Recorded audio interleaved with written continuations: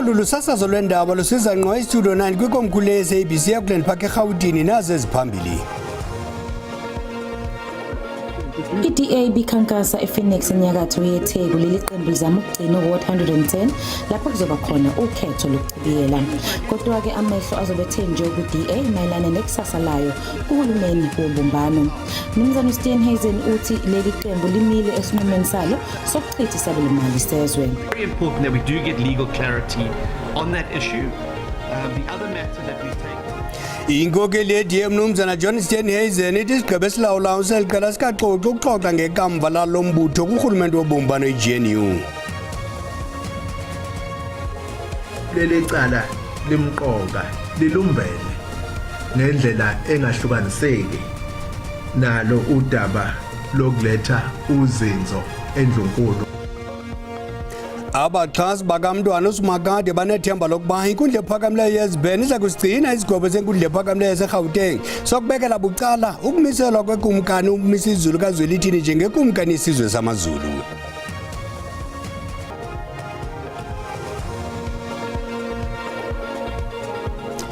Inkosi Mazole isicaka sithambile ndingaphosisanga amaseko uManigawulendi warhuqa. I-ATM ne-MK Party zikholelwa ukuba urhulumente womanyano kwisizwe uza kubhatyala kungekudala. La maqela athi ukungavisisani ngokupasiswa kohlahlo lwabiwo-mali luka-2025-2026 phakathi kwamaqela kurhulumente wobumbano zimpawu zokubhatyala kwe-GNU. La maqela kuvakalise oku kwirali ebanjelwe kwibala isisadukashe Stadium eMdantsane eMpuma Koloni. Imibutho ye-ATM kunye nomkhonto wesizwe imibutho ebekwiqela lingavumelani nokunyuswa kwerhafu. Le mibutho ikholelwa ukuba oku kuza kuba nefuthe elibi kwabo bangathathi ntweni. Le mibutho ifunge ngokusebenzisana neminye imibutho ukuzama ukuza norhulumente oza kuthathela ingqalelo izidingo zabo abangathathi ntweni. Xa unombutho ngaphakathi kwi-GNU ozohamba ase i-GNU ecourt kuba engangqinelani nala nto enzekayo, laa nto yabonakalisa ukuba seyikolapsile. Akabakolapsanga abanye abantu, bayazikolapsa bona kuba bona bethe badibana bezipati ezingaboni ngaliso linye, ezingahlangananga ideological and politically. That is why they collapse. Ukanti umbutho i-MK naye uyangqinelana noku. Lento ye-GNU kakade ibingunomgogwana ngoba into yokuthengisa kwe-ANC yaqala yathengisa kwi-DA, yathengisa kwi-Freedom Front Plus, ngoku ithengisa ne-Action SA kaMashaba. Ngabantu ke abo abangazaziyo ukuba bangobani na, uba bahambe behlangana nazo zonke ezinhlangano ne-IFP, ingxube evange ne-PAC, into nje ongayaziyo. I-ATM ikwathi ilinde uluvo lwezomthetho mayelana nokunyusa kwerhafu. Abongile Yangis kwiindaba ze-SABC eMdantsane. Kanti ke njengoko ingxoxo iqhuba ngapha komdiyadiya ngekamva le-DA kurhulumente womanyano kwisizwe, umbutho wamakomandi zoMzantsi Afrika uphefumle ngelithi sekufike ixesha lokuba i-DA ikhonjwe emnyango kwi-GNU. Isithethi se-SACP uGqr Alex Mashilo sithetha nejelo leendaba ze-SABC kwintlanganiso yekomiti kazwelonke ye-SACP eqhubayo eRhawutini. Imanyano yamakomanisi yeli SACP ethanda ukungaboni ngasonye norhulumente obambiswano ithi ukuvota kwe-DA ngokunxamnye nezicwangciso ze-GNU yimbonakaliso yokuba i-DA ayilolungu elingundoqo kule mpumba. The dilemma that the DA faces, it's whether they can vote to reject the fiscal framework and after doing so, go back to the government to implement it, because that will be hypocritical. They must be the first persons actually to show themselves the door, to prove that they voted, and meaning what they will now do, which is to walk the talk. They have to go out. Kambeke SACP nezibeke elubala injongo zayo zokuzimela geqe nayo ichocha entla ngelichasa ukunyuswa kwerhafu yentengo. Kananjalo Mashilo ukwaphefumle ngolawulo lwaseMelika ngokuphakamisa ukunyuka koluhlu lwamaxabiso ngomyinge ka 30% esithi eli limele liphefumle nalo ngalomba.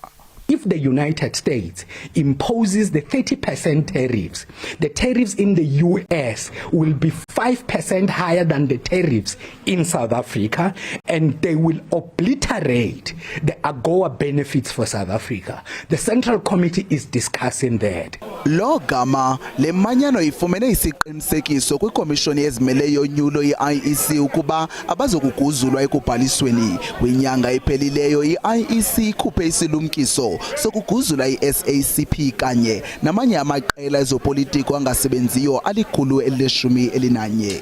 Ukanti ke i-SACP ilindeleke ukuba ithethe nonondaba ngokuphathelene neziphumo zale ntlanganiso yekomiti kazwelonke ngomso.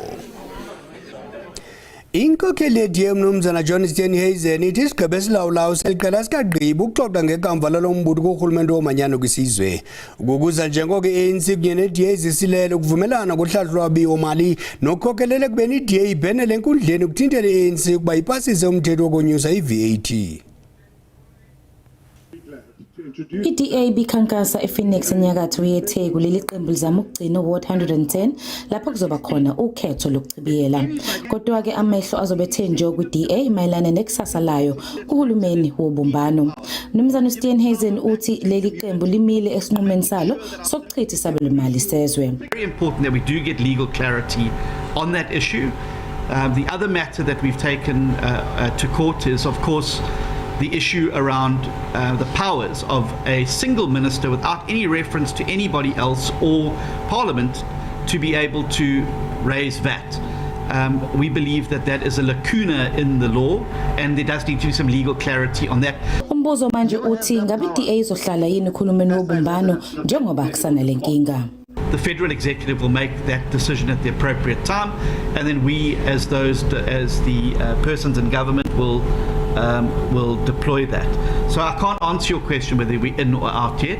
At this stage, we're waiting to see how things unfold. Comedians, not old uncles from Tongaat. Idama iMarcel Sport ngaseBloemfontein eFreystata lizele de lifikelele kwiqondo eliphezulu kulandela imvula ezinephezulu. Umasipala uMbaxa imanga wonke ukuphe isilumkiso kubahlali nako imizi yendwendwe zendwendwe ukuba bathi qwa kufudusele kwindawo eziphezulu izinto ezifana nefurniture, izixhobo nezinye izinto zabantu okanye zifudusele kovimba bokuzigcina. Kucetyiswa abantu ukuba babeke esweni amaqondo amanzi ze balungele ukufuduswa xa kukho imfuneko yoko. Njengesilumkiso bakwaziswa nangemithi ewileyo baze abaqhubi balunyukiswa ngokuqhuba kwimimandla egutyungelwe zizikhukhula. Amavolontiya eRed Cross ebesaphonononga imeko eMangaung kulandela imvula ezimandla nezinephezolo. Lo mbutho wesisa uthe iintsapho ezichaphazelekileyo ziza kunikwa uncedo olukhawulezileyo. Houses are waterlogged at the moment, so we have about 35 households that are affected. There's also flooding inside the houses because now we are in a rainy season. So we should be finding a solution towards this area because the place is not habitable for people to be staying in. So we will then, just to engage all the necessary stakeholders. Ubungcikane ngamakhaya ngama-35 eBergman Square eBloemfontein agutyungelwe ngamanzi. Lapha izindabeni isixeko saseTshwane sithi siphumeze umgaqo-nkqubo ovumela ikhefu elikhethekileyo kubasebenzi ekudingeka abasabela ubizo lentwaso kodwa masithuma umntwana evenkileni kuqala.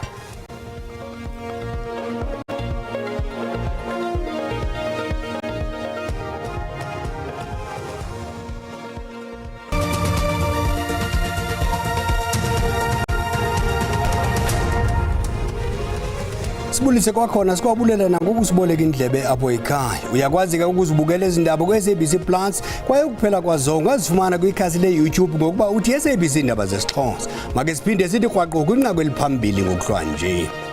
Inkokheli ye-DA Mnumzana John Steenhuisen ithi isigaba esilawulayo seliqela sikagqibi ukuxoxa ngekamva lalo mbutho kurhulumente womanyano kwisizwe. Ukukuza njengoko i-ANC kunye ne-DA zisilele ukuvumelana ngohlahlo lwabiwo-mali nokukhokelela ekubeni i-DA ibhenele enkundleni ukuthintela i-ANC ukuba ipasise umthetho wokonyusa i-VAT.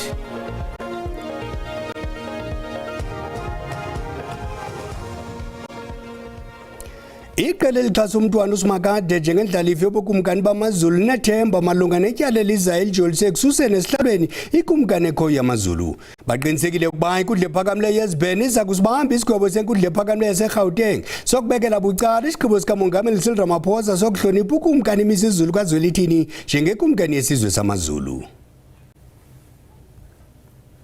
Ngonyaka ka-2023 inkundla ephakamileyo yafumanisa ukuba uRamaphosa wasilela ukuqalisa uphando ngezityholo zokuba umuntu oza kungena ezihlangwini akatyunjwanga ngokomthetho wesintu samaZulu. Iy'nqumo eziyothathwa leli cala njengoba sazi ukuthi inkantolo yavuna uZonda Magwala esinesiqiniseko futhi ukuthi kuzoba njalo naseBloemfontein. Sicela imithandazo esizweni sonke. Elityala lalizisiwe ngokumntakwabo umkumkani uMisizulu uNkosana Simakade Zulu esithi ukumkani uMisizulu akanyulwanga ngokufanelekileyo, nto leyo eyakhokhela ukuba ukumkani uMisizulu athathe lo mba awuse kwinkundla yesibheno. Kulindeleke ukuba siviwe ngomhla we-28 nange-29 kaMeyi kwinkundla ephakamileyo yesibheno. uNkosana Thokozani Zulu ethethe egameni likaNkosana uSimakade uthi nangona kukho ungavisisani kuswapho lwasebukhosini basafuna umanyano. Leli cala limqoka lilumbene ngendlela engahlukaniseki nalo udaba lokuletha uzinzo endlunkulu ngoba lizoletha isiphetho odabeni lwempikiswano ekhona ngesihlalo, hayi kuphela kwendlunkulu kuphela kepha kuZulu wonkana kanye nesizwe sonke saseningizimu neAfrika. Ngomasipala abangaphya kwesine kwiphondo lomhlakoloni abophule umhlathi isection 13A omalunga nomthetho wemali yomhlala phansi Pension Fund Act ka1956 nabaye baphansi ukufaka izicamali kwingxowa ezigcina imali yomhlala phansi wabasebenzi bakahulumende bakamasipala. Kulenyanga ipheleyo umphathiso wezimali emhlakoloni uVenus Blenis Magaghe ulumkise inhloko ezilawula imali komasipala namagosa aphezulu ababandekanye ukuba baza kuthathelwa amanyathelo ngokuphula umthetho. Ukumiliselwa kwenkqubo yengxowa ezimbini zemali yomhlala phansi two-pot system ngelasemzini kulonyaka uphelileyo kudize ukuphathwa gwenxa kwemali nobuqhophololo koomasipala belilizwe abaliqela. Oomasipala kwiphondo lomntla-koloni nabo bayabandakanyeka kulo mba. There's quite a number of municipalities in the province. We stand about 100 million plus for the province. There are those municipalities that are just 2 months into owing of these pension funds, but there are those that have historic debt that's over 5 years. Your Gaze municipality, your Keigerib municipality, your Renosterberg municipality. Ngo-Oktoba wenyaka ophelileyo amagosa kamasipala waseRenosterberg abanjwa ngokuphanza ukuhlawula izixamali ezihlawulwa kwingxowa ezigcina imali yomhlala phantsi wabasebenzi bakamasipala.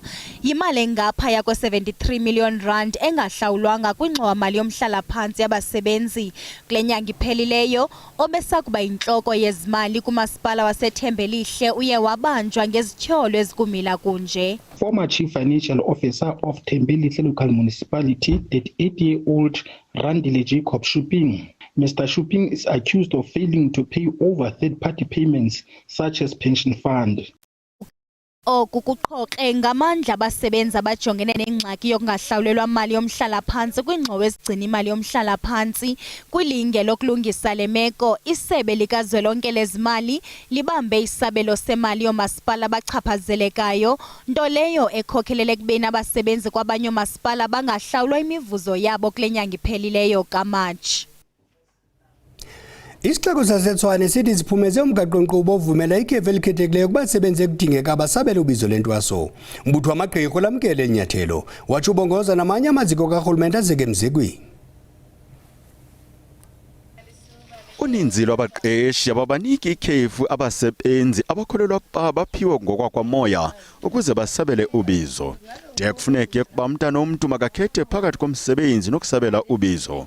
Umasipala waseTshwane ujika izinto ngoku abasebenzi abaphiwe ngokwakwamoya nabafuna ukusabela ubizo bangathatha ikhefu elikhethekileyo baqalise ihambo yakwamoya ngokukhululekileyo. When there's a period that you have to do some of the things, you'll find that I don't have days. Then it will be like it's going to be unpaid. Why didn't they create a policy of us? When I have to do some of the procedure that I have to channel, it want me to have 7 days.